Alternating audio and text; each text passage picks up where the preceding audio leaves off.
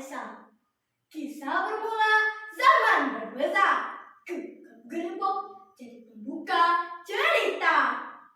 Assalamualaikum warahmatullahi wabarakatuh. Yang terhormat Dewan Juri serta teman-teman sekalian yang berkesempatan ikut lomba mendongeng.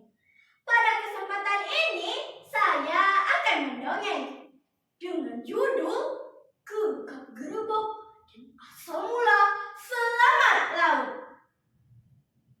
Ki Sajib adalah seorang ketua kampung pinggir hutan di pesisir pantai Pading-Belian.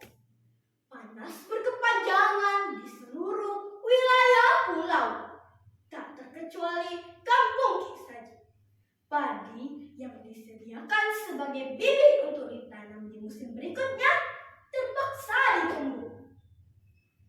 Setelah bermusyawarah dengan warga, Ki Sajib dan warga kampung langsung berangkat ke kapal Landun untuk meminta bantuan. Tuan Landun yang saya hormati, kedatangan saya dan rombongan ke sini adalah dengan maksud meminta bantuan. Di kampung kami sedang terjadi musim kemarau yang berkepanjangan, sehingga menyebabkan tanaman padi kami mati. Kami bermaksud meminjam benih padi kepada Tuan Landun. Baiklah, aku mengerti bagaimana menderitanya kalian. Aku akan meminjamkan benih padi yang kalian inginkan. Namun dengan syarat, kalian harus mengembalikan benih padi tersebut padaku sebanyak 2 kali lipat. Bagaimana? Setelah menyetujui perjanjian, yaitu mengembalikan 2 kali lipat, Ki Sajib dan warga kampung kembali pulang. Sang waktu terus bergulir. Setelah beberapa bulan, padi pun mulai tumbuh dengan subur. Seperti yang dijanjikan, Landun dan rombongan naik ke darat untuk menagih hutang. Namun karena rombongan Landun datang lebih awal, sementara padi belum siap panen, rombongan Landun harus kembali dengan tangan hampa. 2 minggu kemudian, kepala Landun kembali datang ke kediaman Ki Sajib. Di mana Ki Sajib? Ini sudah 2 minggu dan aku mengaji benih padi yang ia dan warga sini pinjam. Maaf Tuan, tapi orang tua kami sekarang sedang tidak ada di rumah. Mereka pergi ke laut untuk menangkap ikan. Lagi pula ini belum waktunya untuk panen padi. Melihat kecantikan anak perempuan Ki Sajib, timbul niat jahat kepala Landun.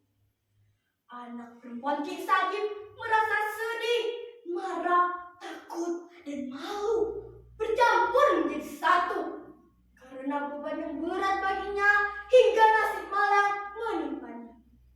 Ia hilang ditelan ombak yang besar. Sementara sang adik hanya mampu menangisi kepergian kakaknya. Teman-teman, masih semangat mendengar cerita saya? Keesokan harinya, Ki Sajib dan istrinya pulang dari melaut. Namun apa yang ditemuinya? Suatu kabar yang sangat mengerikan dari anak lelakinya. Ki Sajib dan istrinya mengetahui apa yang telah terjadi pada anak perempuan mereka. Emosi Ki Sajib memuncak. Ia bergegas pergi ke kapal Landun di tengah laut. Ia langsung naik dan menggulung kandang kapal, kemudian membakarnya. Dalam asap tebal terdengar teriakan Ki Sajib. Kepala Landun, inilah balasanku. Malu dibalas malu. Apa yang kau tanam? Inilah untuk Tuhan. Setelah berteriak, Ki Sajib mengeluarkan gerbong yang ia bawa, lalu menghempaskannya ke kapal itu. Setelah perjalanan menjauh dari kapal lanun, terdengar teriakan kapal lanun yang menyesal. Nasi telah menjadi bubur. Putri Ki Sajib telah tewas tenggelam karena malu. Kedukaan menyelimuti keluarga Ki Sajib. Kadang berhari-hari Ki Sajib duduk di pinggir laut sambil memanggil-manggil nama putrinya dengan hati yang amat pilu. Bertahun-tahun Ki Sajib melakukan ritual dengan membawa persembahan makanan, pakaian yang dibuang langsung ke laut. Seiring waktu berjalan, cara dan tujuan serta perlengkapan yang dibawa ke tengah laut sudah sampai berubah. Sampai sekarang, ritual ini disebut dengan nama Selamat Laut. Pesan dari cerita ini, kita harus menepati janji. Jangan menjadi orang ingkar. Datanglah tepat waktu sesuai yang dijanjikan.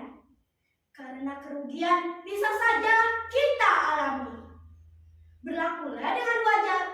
Jangan ingin memiliki sesuatu yang bukan hak kita. Karena perbuatan memaksa kehendak dapat merugikan orang lain. Demikian cerita saya. Semoga berguna bagi kita semua.